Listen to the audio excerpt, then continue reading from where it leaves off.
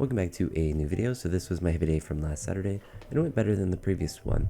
A couple of big things that I'm happy about is the top weights increase, which of course is always the goal. I was able to do a 5x3 squat after the work like I did last week with actually 20 kilograms more, because I believe when I did the first 5x3 it was with 140, so I was able to work up to that 160, or at least, at this point do 160, which of course means I'm getting more strong, which is always a good thing. But I was able to get up to 120 today with a pretty ugly snatch. I was pretty happy with how the 115 prior to that looked, but the 120 was definitely ugly, which is why I didn't attempt anything above there. As far as clean jerks go, I was able to get up to 140, and then I cleaned 150, and then I basically clarked the jerk. I held it for too long and just hesitated, and it just wasn't there.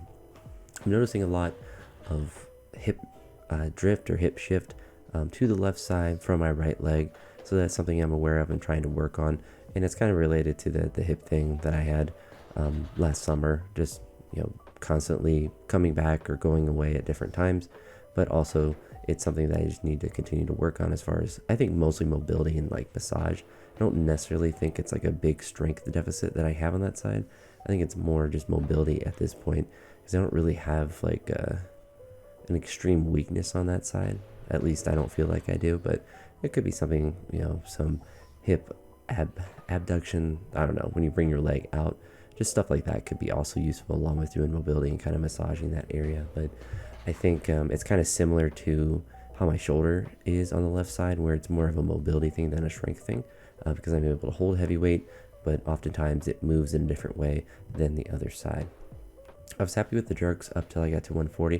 140 jerk was fine, but I just didn't like the lift overall because of how the clean looked. And I took smaller jumps this week because I just wanted to make sure that I was as warmed up as I could be. And actually, another funny note is that I put the knee sleeves over the sweatpants, as you can see, but because these sweatpants are pretty baggy, it was actually pretty difficult to get them on. But of course, it would have been 10 times more difficult if I was just putting them on under them, because I have to get it over my sweaty legs, which is a very Herculean type of task with my very large calves. If my legs are sweaty, it is so difficult to get any sleeves on, and often I'll just opt for knee wraps if that's the case. But because this was the heavy day of the week, I wanted to get them on to get as much benefit, and same with getting the belts on. Besides the right hip and slash lower back on the right side, I'm noticing my right wrist has been a little bit achy, and it'll probably be something I talk about in future videos as well. But it's something that's starting to be, I don't say like an extreme issue, but it's just something that is starting to bother me, and it's something I just am trying to stay up on top of before it becomes a major issue in limits training. Thankfully, I'm not doing a ton of front squats right now, which means that I don't have that extra wear and tear, or at least that extra strain from doing them.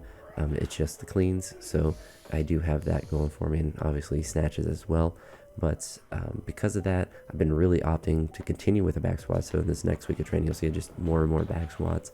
And honestly, it's been going well. Like, my training's continuing to go well, so I'm not in a huge rush to get back to doing a bunch of front squats. But I think on the deload week and the week 4, so this is the end of week 2, I think in week 4 at some point I want to add in some 5x3 front squats, similar to how I'm programming my back squats for the most part right now.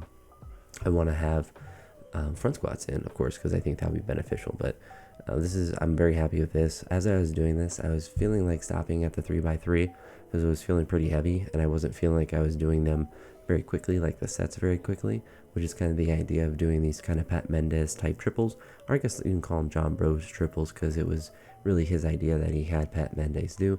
But I always kind of think of Pat Mendez before I think of John Bros when I'm thinking about these. But because essentially, I won't get into the details, but I got very sad when I did the third set, and it wasn't anything about lifting, just reminiscing about someone, and decided to do the other 2 sets. So I suppose, when you are stressed out, lifting weights can be, has actual mental health benefits in a way.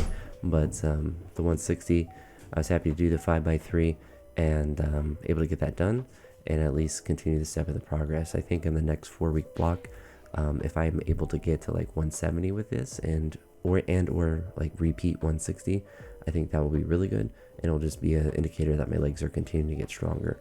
I don't really envision myself pushing the reps too much more above this, because I feel like the triples have just been working really well, and just trying to get the 5 sets of 3 and just trying to move them fast.